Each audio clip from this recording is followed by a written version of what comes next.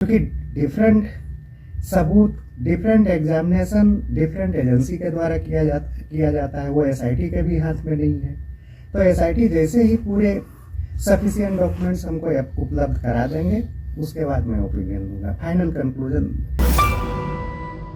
Jehanabad NEET छात्रा मामले में एक बड़ी खबर सामने आई है। नमस्कार, यार 24 बिहार की वीडियो में आप सभी का स्वागत है। बता दें आपको कि इस पूरे मामले को लेकर पीएमसीएच की पोस्टमार्टम रिपोर्ट जारी किया था, जिसमें साफ साफ लिखा था कि लड़की के शरीर पर चोटों और संघर्ष के निशान मिले हैं, जिससे संकेत मिलता है कि मौत से पहले उससे जबरन यौन शोषण किया गया हो सकता है। जिसके बाद मामला और तूल पकड़ने लगा। उसके बाद सेकंड ओपिनियन के लिए रिपोर्ट को एम्स भेजा गया। इस मामले की जांच को लेकर एक टीम बनाई गई। उस टीम के प्रमुख डॉक्टर विनय कुमार ने आज बड़ा खुलासा किया है। क्या कह रहे हैं, चलिए वो हम आपको सुनाते हैं। देखिए, हमसे कोई प्रीमेच्योर स्टेटमेंट की उम्मीद ना करें जी।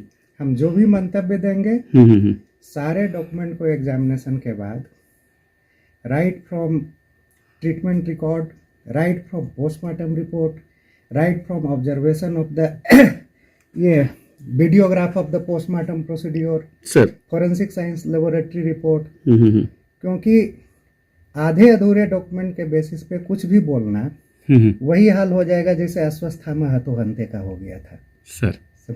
अभी भी हमने एसआईटी को बोला है, बीच बीच में हम लोग जैसे जैसे एग्जामिनेशन कर रहे हैं डॉक्यूमेंट का, वैसे वैसे जिस जिस डॉक्यूमेंट की हमको जरूरत पड़ रही है, एसआईटी को हम बार बार एसआईटी को बोलते हैं, वो डॉक्यूमेंट ला करके देती है सर। तो अभी भी पूरी डॉक्यूमेंट नहीं आ पाई है सर। सारे डॉक्यूमेंट्स आ जाने के बाद लोग जो है इस पे ओपिनियन दे पाएंगे।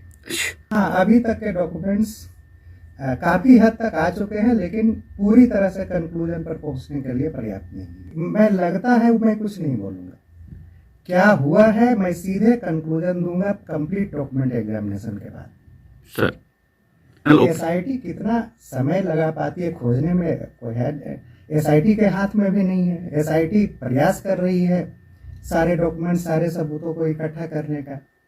जब तक जो है एसआईटी सारे सबूतों को इकट्ठा करके हमारे पास ले नहीं आती है, सारे रिपोर्ट्स को इकट्ठा करके हमारे पास ले नहीं आती है, क्योंकि डिफरेंट सबूत, डिफरेंट एग्जामिनेशन डिफरेंट एजेंसी के द्वारा किया जाता है, वो एसआईटी के भी हाथ में नहीं है। तो एसआईटी जैसे ही पूरे सफिशिएंट डॉक्यूमेंट्स हमको उपलब्ध करा देंगे, उसके बाद मैं ओपिनियन दूंगा। Final conclusion. हमसे प्रीमेच्योर ओपिनियन का कोई आशा नहीं करें। हम लोग इस पे एसआईटी भी बहुत तेजी से काम कर रही है, हम लोग भी उस पर बहुत तेजी से काम कर रहे हैं।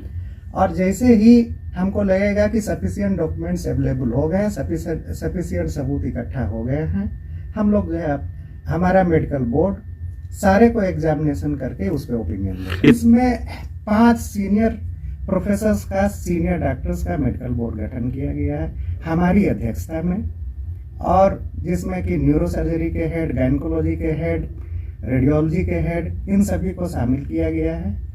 उसमें फॉरेंसिक के भी फैकल्टीज को शामिल किया गया है। अगर डॉक्यूमेंट एग्जामिनेशन के बाद हमको जरूरत पड़ेगी कि और किसी एक्सपर्ट को इसमें शामिल करने की आवश्यकता है, तो हम लोग निदेशक महोदय से रिक्वेस्ट करेंगे उसके लिए। तो आपने सुना कि अभी एम्स रिपोर्ट आने में वक्त है। सबकी निगाहें जो है अब बस एम्स की रिपोर्ट पर ही टिकी हैं। चलिए, तमाम अपडेट के लिए बने रहे हमारे साथ। धन्यवाद।